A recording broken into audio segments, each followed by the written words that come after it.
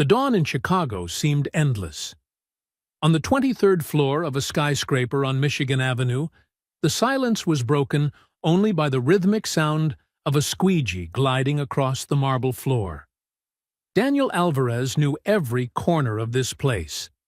Every movement was slow, precise, the result of years repeating the same cleaning routine in silence. He paused for a moment, wiped the sweat from his forehead with the back of his hand, and looked up at the panoramic window. The city sparkled with millions of lights, but to Daniel, that scene felt distant, as if he were observing a world he no longer belonged to.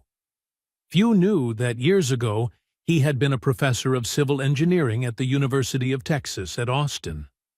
He was the one who reported flaws in a bridge in Houston. No one listened, and only a few months later, the bridge collapsed, killing dozens of people. Daniel's career ended that very day. His honor vanished.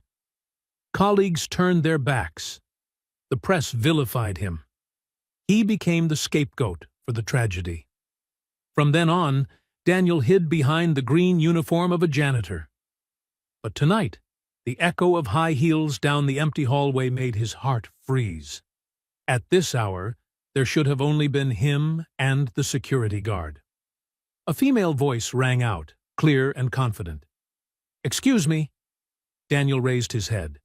In front of him stood Rebecca Collins, CEO of Collins EdTech. Her blonde hair was tied in a neat bun.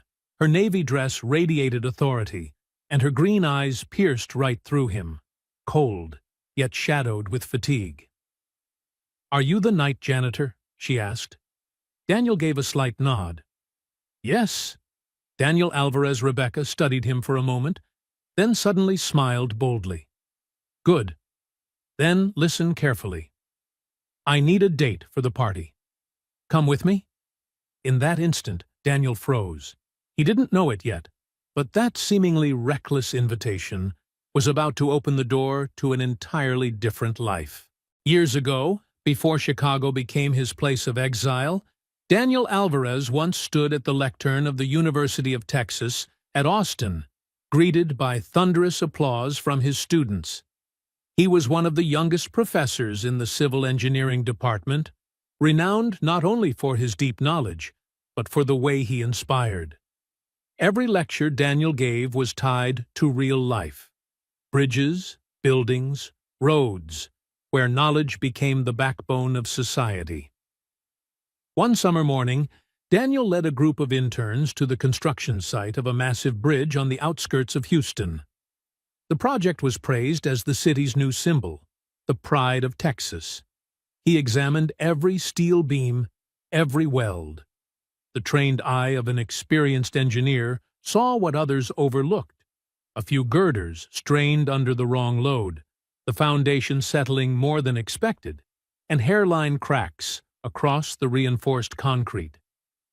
"Do you see it?" Daniel asked his students. They shook their heads, dazzled only by the scale of the structure. He sighed. "The most dangerous flaws are the ones we can't see right away."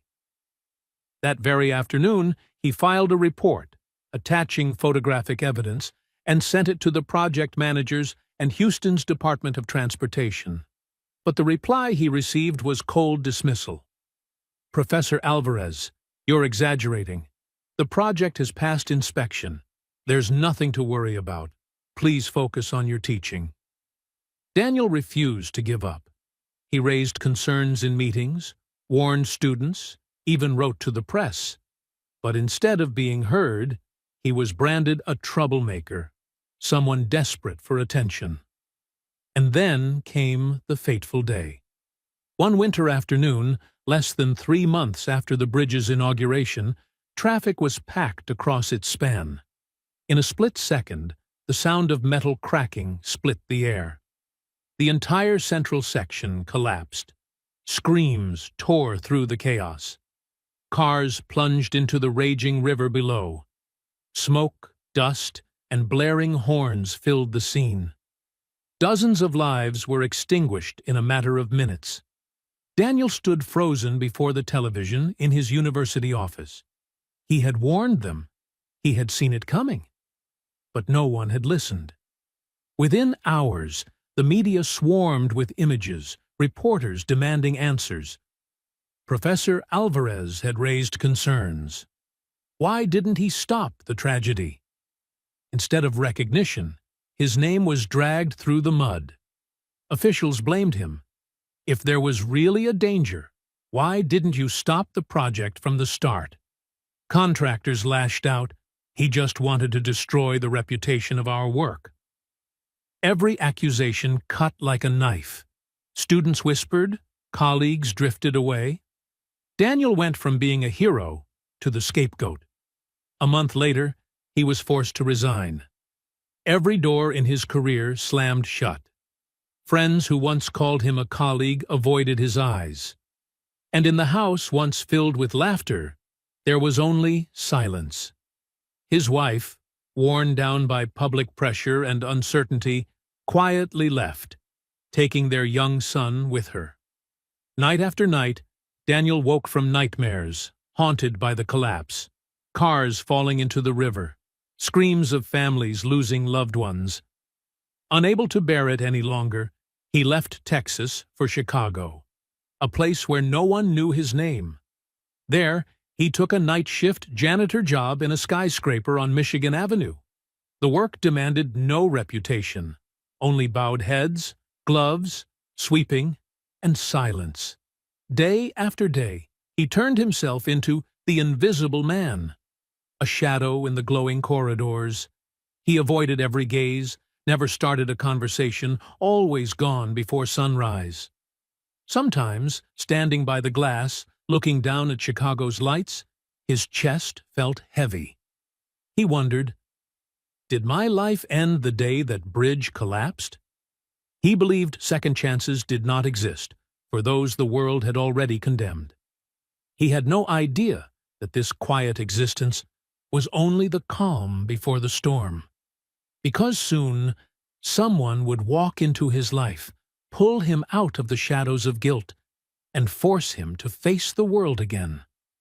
And that person was Rebecca Collins. The night in Chicago was unusually quiet. Inside the glass tower on Michigan Avenue, the only sounds were the low hum of a vacuum cleaner and the faint scent of cleaning chemicals drifting through the halls. Daniel Alvarez began his usual night shift. He moved like a shadow, careful, silent, avoiding the gaze of the few employees still lingering late. He knew every corner, every lit corridor. The job required no thought, just repetition. And that was exactly what he wanted. No one cared, no one asked questions, no one spoke the name Professor Alvarez. He believed that if he stayed invisible long enough, the pain of the past would fade. But tonight was different. The sharp echo of high heels cut through the empty hallway. Daniel froze. At this hour, there should only have been him and a guard downstairs. He looked up. A woman's silhouette emerged. Straight shoulders, blonde hair tied in a neat bun. A navy dress tailored with precision. The light above spilled over her features, highlighting a face both striking and shadowed with fatigue. It was Rebecca Collins, the young CEO of Collins EdTech. Chicago's press hailed her as the shooting star of educational technology, innovative, ambitious, powerful. "Excuse me." Her voice was clear, confident. Daniel, caught off guard, set his mop aside. "Yes, ma'am?" Rebecca studied him from head to toe, then asked directly, "Are you the night janitor?" Daniel nodded. "Yes, Daniel Alvarez." Her green eyes flickered with something at the unfamiliar name, but she didn't press further. She turned toward the glass wall, gazing at the city below. "When I can't sleep, I come here," she said, her voice softer. "Work is easier than sitting alone in an empty penthouse." Daniel nodded lightly, hesitant to respond. Yet somehow, words slipped out of his mouth before he could stop them. "Big problems at work?" Rebecca turned back, surprised a janitor would dare ask such a thing. But instead of anger, a faint smile curved her lips. Let's just say, I'm facing a challenge that could decide my company's future. Daniel remained silent. His instincts urged him to ask more, but fear of being dismissed held him back. Then Rebecca continued, her tone measured, as if unloading a burden. Tomorrow night, I have a dinner with a foreign investor. His decision could bring in $50 million. It could change everything for us. Daniel nodded. That sounds excellent. Rebecca shrugged, her green eyes glinting with frustration.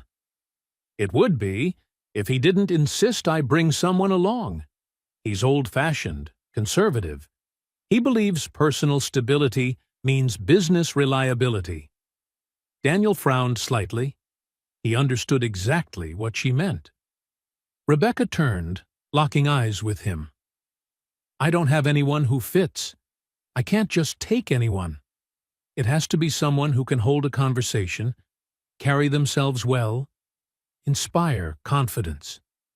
Daniel felt a strange intuition. He didn't want to believe what he was thinking until she said it. Her eyes narrowed, her voice sharp and daring. Do you own a suit, Daniel? He blinked, stunned. I do. But why? Rebecca stepped closer, her green eyes cutting straight through his defenses. Because I want you to be my date. The hallway fell silent. Daniel thought he must have misheard. Miss Collins? That's insane, he stammered, taking a step back. Maybe. Rebecca shrugged, lips curling into a defiant smile. But something tells me you're not just a janitor. Daniel swallowed hard, gripping the mop handle tightly. Memories surged. Lectures in Austin, the collapsed bridge, the accusing stares of the world. He had spent years hiding to avoid stepping into the fire again. I don't like deceiving people, he finally said. We won't lie about anything essential, Rebecca countered immediately, as if prepared for this. I just won't go into details about your job. One night, Daniel. It could save my company. Daniel turned to the window, gazing at the glittering city beyond the glass. Part of him longed to retreat into the safety of invisibility. But another part whispered, maybe this was the one chance to step out of the shadows. He drew in a deep breath, then asked quietly, and what would our story be? Rebecca's lips curved in a subtle, knowing smile. We met at an event. You're a civil engineering consultant. Daniel arched a brow. Consultant? That's not exactly a lie, is it? Exactly, she replied, her eyes never leaving his. For a moment, silence stretched between them. Neon light spilled down, reflecting the contrast. A janitor in a green uniform facing a CEO in an evening dress. Two worlds colliding, standing on the brink of a pact that could change everything. Rebecca extended her hand. So, are we agreed? Daniel stared at it for a long time. One handshake, one decision, one unpredictable future. Finally, he placed his calloused hand in hers. Their eyes met. Silence lingered, heavy with consequence. Then Rebecca leaned in, her whisper sealing the deal. Good. Tomorrow night, you're mine. The following afternoon, Daniel stood before the mirror in his small rented apartment on the outskirts of Chicago. He wore a charcoal gray suit Rebecca had prepared for him. The collar sat neatly, the tie perfectly adjusted. In that moment, he almost didn't recognize himself. The man reflected in the glass was no longer the anonymous janitor of the skyscraper, but another Daniel Alvarez, calm, composed, and dignified. He whispered softly, It's been so long since I've seen this face. His phone buzzed, a message from Rebecca. Cars waiting downstairs. Daniel drew in a deep breath, slipped on the jacket, and left the apartment. A sleek car waited outside. As Daniel stepped in, he nearly forgot to breathe. Rebecca Collins sat there, wrapped in an exquisitely tailored black dress that hugged every curve, accented with small pearl earrings. Her hair flowed loose instead of in its usual bun. Gone was the image of the stern CEO splashed across Chicago's business pages. Before him was a woman radiating elegance and allure, impossible to look away from. Daniel offered a faint smile. "You look different tonight." Rebecca tilted her head, lips curling slightly. "And you don't look like a janitor anymore?" They both laughed, though tension lingered beneath the surface. The car pulled away, carrying them toward the Four Seasons Hotel Chicago, where the night ahead would define everything. The restaurant glowed under warm golden lights, tables dressed in pristine linens, the soft hum of a piano floating in the air. The refined atmosphere made Daniel momentarily uneasy, but he recalled Rebecca's words. "Just be yourself." Across the room sat Robert Mendoza, the Argentine investor. He wore a pinstripe suit, silver-gray hair neatly combed, his eyes sharp with the weight of decades in business. Rebecca stepped forward with a confident smile. "Mr. Mendoza, thank you for seeing us." Mendoza rose, shook her hand, then turned his gaze to Daniel. "And this is—" Rebecca opened her mouth, but Daniel spoke first, his voice steady. "Daniel Alvarez, consultant in civil engineering." Mendoza's eyes flickered with interest. He nodded, gesturing for them to sit. Dinner began under an air of quiet scrutiny. Mendoza asked about Collins EdTech's strategy, about its 5-year vision. Rebecca answered firmly, though Daniel noticed the way her fingers tightened around her wine glass. Then came the shift. "Mr. Alvarez, what's your opinion on the integration of infrastructure and education technology?" Daniel blinked, caught off guard, but instinct, long dormant, rose again. The professor within him awoke. He spoke of the link between sustainable infrastructure and modern learning, illustrating with real projects he'd once overseen. When the subject veered near the Houston Bridge collapse, he didn't speak it aloud, but his examples of structural ethics and rigorous inspection carried the weight of lived tragedy. His words rang with depth, conviction, and humility. Mendoza listened intently, nodding. His sharp eyes softened, a rare flicker of admiration. "Rare to see someone so modest and prepared," he remarked slowly. Rebecca stole a glance at Daniel. In her green eyes shimmered more than relief at the meeting's success. There was recognition. Trust. As conversation flowed, Daniel no longer felt he was pretending. He spoke his truth, weaving knowledge that supported Rebecca's vision. Together, they moved in sync, his insights grounding her strategy, her passion amplifying his authority. When Mendoza asked how they had met, Daniel looked at Rebecca, then answered smoothly, "At an event." Mutual admiration, an instant connection, recognition at first sight. A faint blush colored Rebecca's cheeks, but she didn't deny it. The air lightened. Mendoza allowed himself a rare smile, lifting his glass. "Your business plans are solid. I think we can work together." Rebecca nearly dropped her spoon, disguising her relief. She leaned toward Daniel, whispering, "He's going to invest, because of you." Daniel only smiled, though deep inside, he knew this night had shifted something no contract could define. When they stepped out of the restaurant, the cold Chicago wind swept across the bright sidewalks. Rebecca pulled her coat tighter, then turned to him. "Do you realize what you just did?" she asked, her voice trembling between awe and gratitude. Daniel shrugged, a faint, wistful smile touching his lips. "I just told the truth." They paused before the waiting car. Streetlights glimmered in their eyes. No words were needed. Both of them felt it. Something had sparked tonight. something beyond an agreement. And they both knew there was no going back. 2 days after the dazzling evening at the Four Seasons, the offices of Collins EdTech were still lit late into the night. Rebecca stood alone in the conference room, staring at the freshly drafted contract from Mendoza. His signature was almost synonymous with a turning point. The company would finally have the capital to expand nationwide. The door burst open. Marcia Green, co-founder of the company, strode in.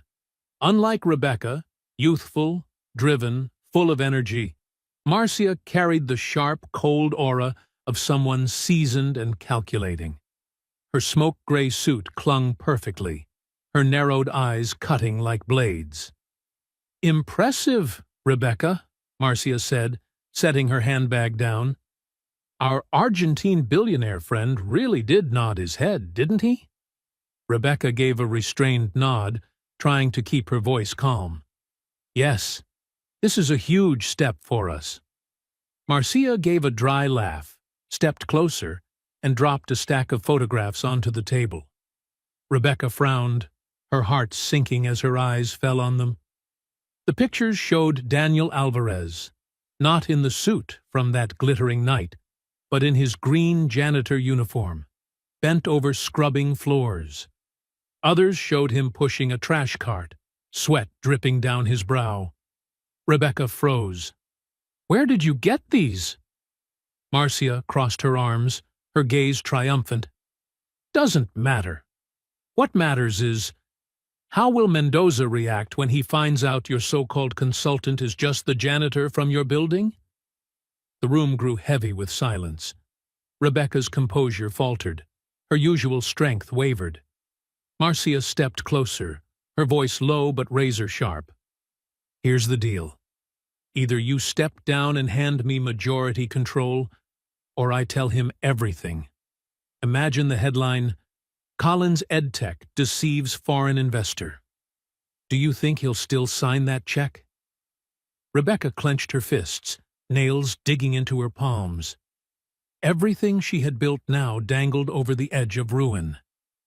"You can't do this, Marcia. We built this company together." Marcia shrugged. "And now I'll be the one to save it. It's either me or public humiliation for both of you." With that, she turned and walked away, leaving the photos on the table like daggers driven into Rebecca's chest.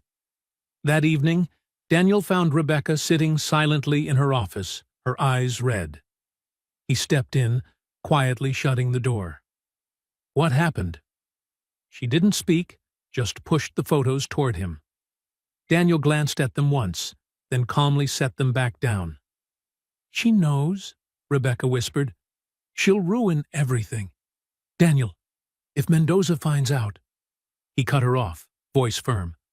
"Then we tell him first." Rebecca looked up, her eyes trembling. "Are you crazy? If he hears her version, he'll assume the worst." Daniel straightened, his gaze dark but steady. "Maybe. But if he hears ours, he might understand. Hiding will only prove her right. We tell the truth first." In that moment, Rebecca realized something.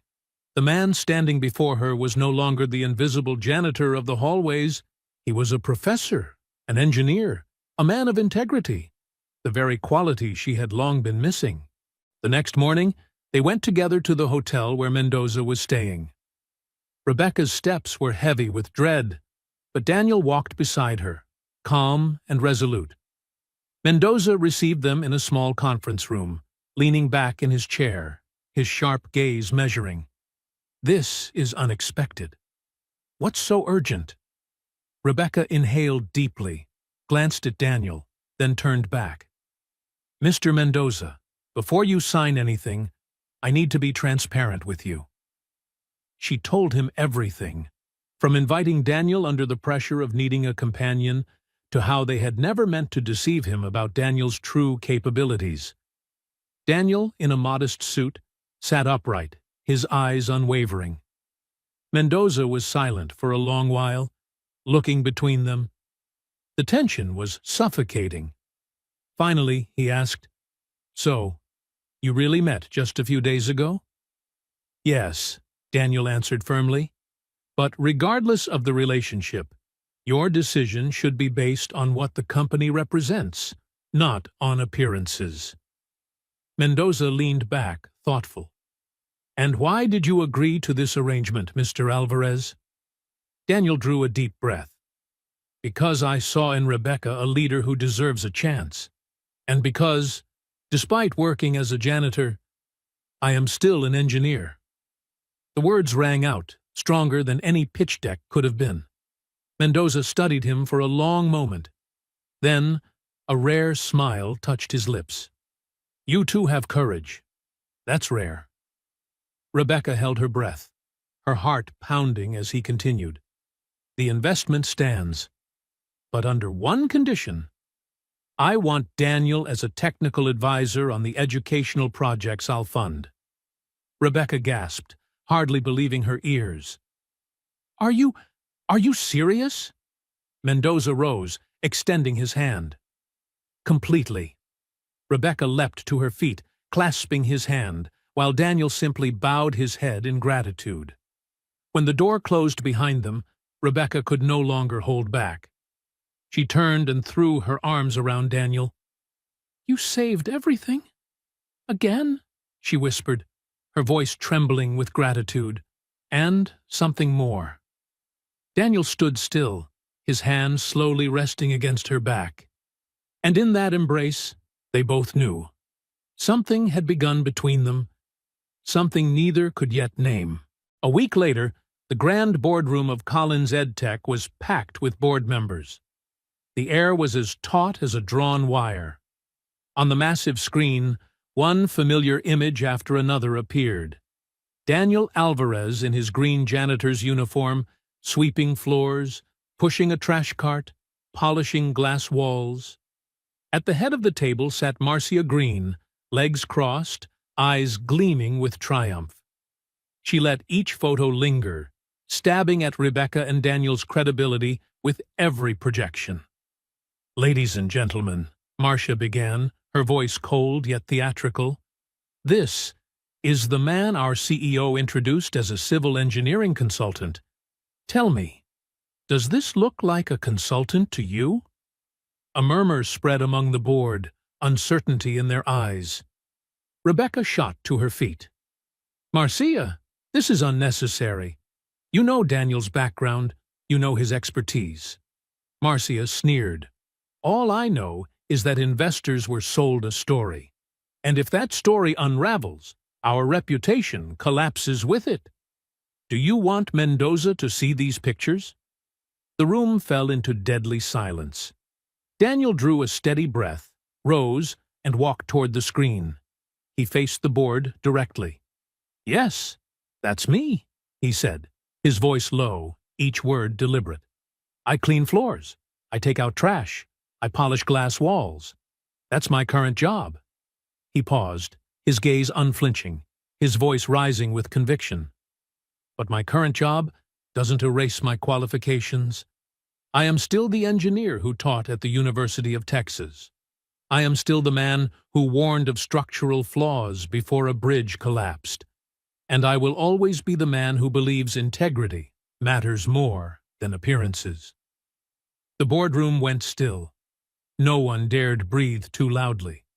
Marcia smirked, but the sharpness in her smile faltered. "Fine words, Mr. Alvarez, but the fact remains. Your presence here leaves us vulnerable to legal consequences. Investors don't like secrets, and I assure you, once lawyers get involved—" She let the words hang like a blade suspended above them all. The following days were suffocating for Rebecca. Tension weighed heavily on her shoulders as warning calls poured in. Daniel remained outwardly calm, but deep down he knew Marcia could drag the matter into court at any moment. That was when a new figure appeared. Edward Foster, a Cuban-American entrepreneur and renowned education investor from Miami. Rebecca and Daniel met him in a small cafe, away from prying eyes. Edward was tall, solidly built, with salt and pepper hair, a disarming smile, and eyes sharp with calculation. "I've heard about your situation," he said, setting down his espresso. "Marcia is using her shares to manipulate. But I have a proposal." Daniel and Rebecca leaned in, listening closely. "I'm prepared to buy her shares, at a price high enough she won't refuse. With that, control of the company will be secured. You'll have me as a strategic partner instead of a saboteur inside your walls." Rebecca hesitated. "How much control are you asking for?" Edward smiled. "Enough to neutralize her. But I don't want control. I want partnership. Collins EdTech has potential. With my capital and your innovation, we can reach markets you've only dreamed of." The room fell quiet. Rebecca looked at Daniel. He gave a small nod, a silent signal. "Marcia won't let go easily," Daniel said evenly. "She thrives on control." Edward shrugged. "Then we make her an offer so irresistible she'll have no choice." A few days later, behind closed doors, Rebecca and Daniel faced Marcia. Edward sat at the head of the table, a file and an offer letter laid neatly before him. Marcia crossed her arms, her gaze icy. "Why am I here?" Edward leaned forward, calm and deliberate. "Because I want to buy your shares, at a premium." Marcia let out a cold laugh. "You think you can buy me out like some rookie?" Edward didn't flinch. "Not buy you out. Free you. You'll leave with more than you invested, with your reputation intact, and without the burden of being a minority shareholder fighting a lost war." The room froze. Marcia's eyes darted from Rebecca to Daniel, then back to Edward. She knew that refusing meant being trapped in a battle that would only erode her credibility. After a long silence, she finally smirked. "Fine. But don't think this is over." She signed the papers, pressing the pen down as if engraving her resentment into the page. When Marcia left, Rebecca exhaled as though a noose had been cut from around her neck. Daniel remained composed, though a spark of renewed faith flickered in his eyes. Edward rose and extended his hand. "From this day forward, we build something bigger, together." Rebecca clasped his hand, her voice thick with emotion. "Thank you, Edward. You saved more than just a company today." Edward turned to Daniel. "And you, Mr. Alvarez. I've seen enough to know you're not meant for Janitor's work anymore. From now on, you're officially the Director of Engineering." Autumn in Chicago carried a crisp, biting wind. In the Collins EdTech office, Rebecca Collins was in a meeting with the legal team when an urgent message came through from the company's lawyer. Marcia Green is negotiating to sell her shares to Marcus Valdez. The name froze Rebecca in place. Her mind instantly went to Daniel, the man who had buried himself for years because of one confrontation with Valdez. That evening, when Rebecca told Daniel, he went pale. The cigarette he had just lit slipped from his fingers and hit the floor. "Marcus Valdez? He still won't let me go," Daniel whispered, his voice trembling, as if the past itself was tightening around his throat. His mind spiraled back to Texas. In a closed-door meeting at the Department of Transportation, Daniel, then still a professor and scientific advisor, stood before a board, pointing at cracks and technical data on the charts. "If this bridge opens, it will collapse. I've run the numbers a dozen times." From the far end of the table, Marcus Valdez, the powerful construction magnate, let out a mocking laugh. "You're young, Alvarez. Don't think a few numbers on paper give you the right to judge my project. This bridge will go down in history. And your career," he leaned in, his voice like a curse, "will end faster than concrete can set." The eyes around the room shifted away. No one dared oppose Valdez. And months later, When the Houston Bridge collapsed, just as Daniel had predicted, he became the scapegoat, exactly as Valdez had promised. Now, in Chicago, Daniel slumped into a chair, clutching his head. If Valdez gets into this company, he'll destroy it from the inside. With just 15% of the shares, he'll have access to files, projects, even the ability to sway contracts. Rebecca stepped closer, resting a hand on his shoulder. We won't let him. He ruined you once. Not this time. Daniel's eyes flickered, torn between fear and resolve. He knew running was no longer an option. In the days that followed, Valdez's name began surfacing across financial news. He gave cryptic interviews about a major acquisition in Chicago. Rumors spread quickly, raising doubts about Collins EdTech's stability. Daniel lost countless nights of sleep. He paced the office hallways under neon light, his shadow stretching long against the walls. In his mind, Valdez's words echoed, "Careers end faster than bridges collapse." Rebecca saw his torment. One night, she spoke plainly. If you walk away now to avoid facing him, you'll regret it for the rest of your life. Daniel, you have to stand up this time. Together, they turned to Edward Foster and Mendoza. Both knew Valdez was under investigation for fraud and had a history of using falsified documents to travel abroad. To bring him down, reason isn't enough, Edward said. We need to make him expose himself. The plan was set. Marcia, desperate for cash, would act as bait.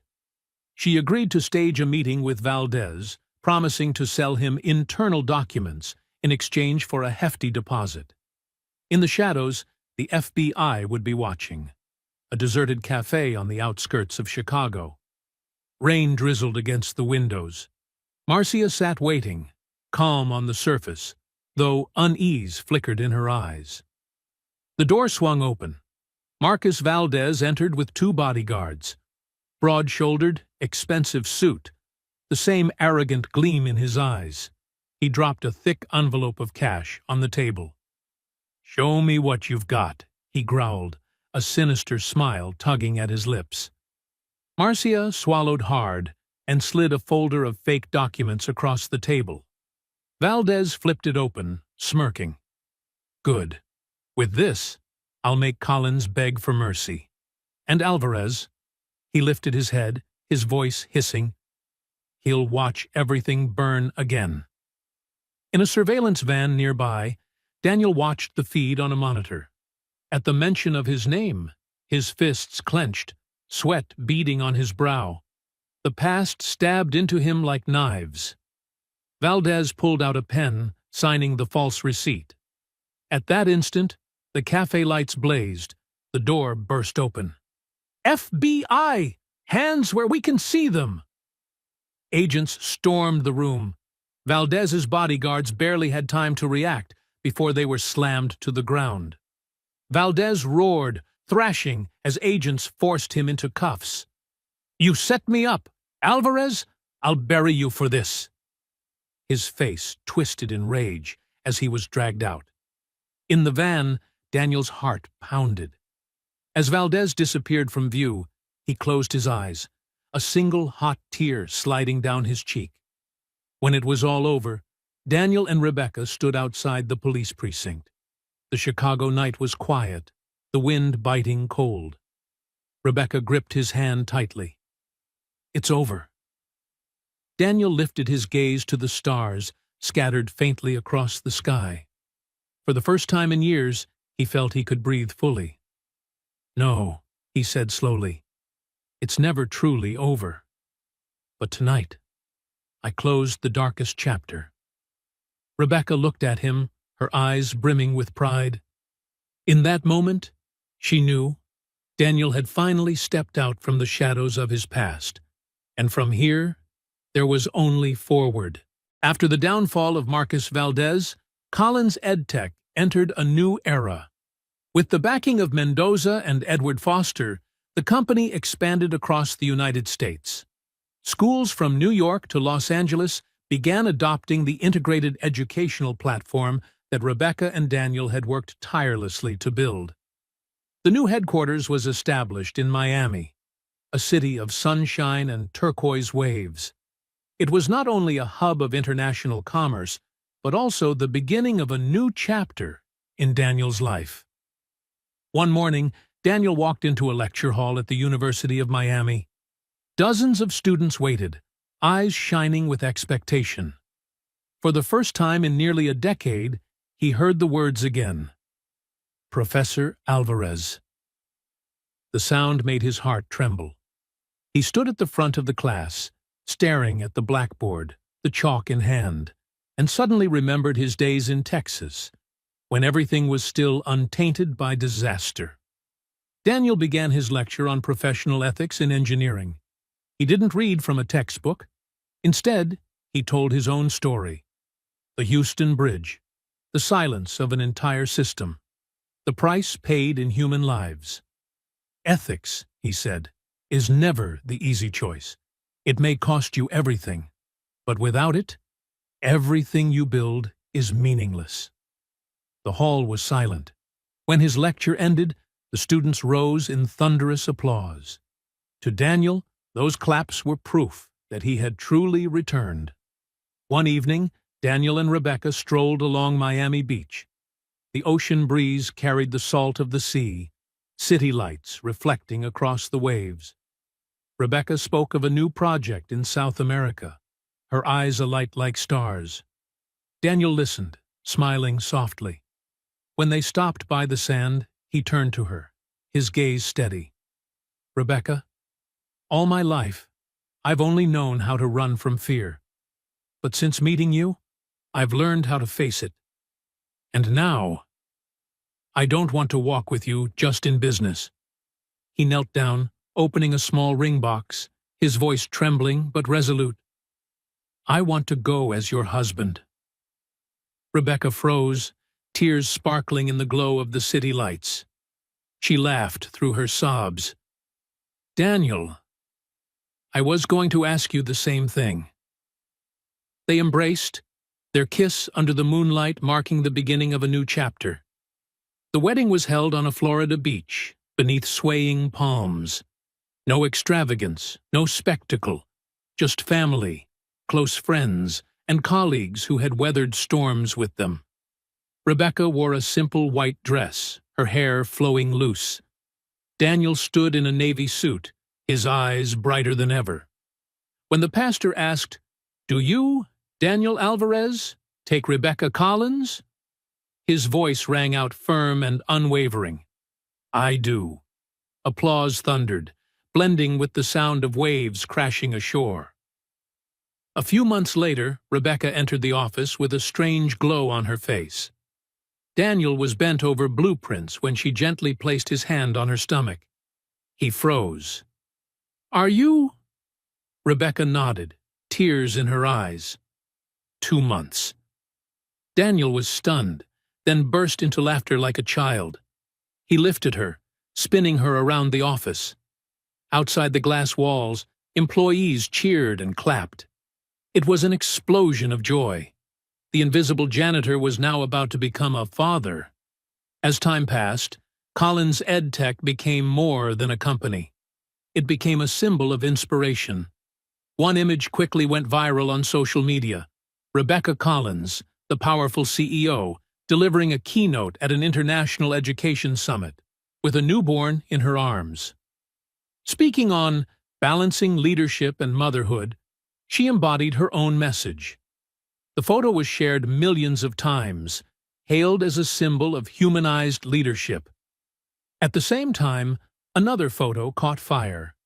Daniel Alvarez, in a hard hat and rolled-up sleeves, guiding workers at a construction site for a new school. On his shoulders sat his little son, holding a blueprint as if mimicking his father. The press named it, From Janitor to Builder of Futures. That night, when their child was asleep, Rebecca and Daniel sat on the balcony of their oceanfront apartment. Waves lapped gently below, moonlight spilling across the water. Rebecca rested her head on his shoulder. "We've come so far, Daniel." He smiled, his gaze drifting to the crib inside where their baby slept. "And this is just the beginning." 5 years had passed since Daniel and Rebecca first laid the foundation in Miami. Today, Collins Alvarez Technologies had become a global educational powerhouse, operating in more than 12 countries, bringing safe and modern learning opportunities to millions of students. From a tiny office in Chicago, they had grown into a leading voice for education built on sustainable infrastructure. Earthquake-resistant schools in Chile, green classrooms in California, mobile learning hubs across Africa, all bore the fingerprints of Daniel and Rebecca. One morning, in their Ocean View apartment in Miami, Rebecca opened a thick envelope sealed in embossed blue. She froze. "United Nations. They're inviting us to speak in New York." Daniel stepped over, scanning the letter. His heart trembled. Years ago, he'd been thrown out of a conference hall like a disgraced man. Now, he and the woman beside him were being invited to the world stage to speak about the future of safe education. That day, the main hall of the United Nations was packed with delegates from dozens of nations. Spotlights blazed. Cameras broadcast the moment across the globe. Rebecca Collins stepped onto the podium.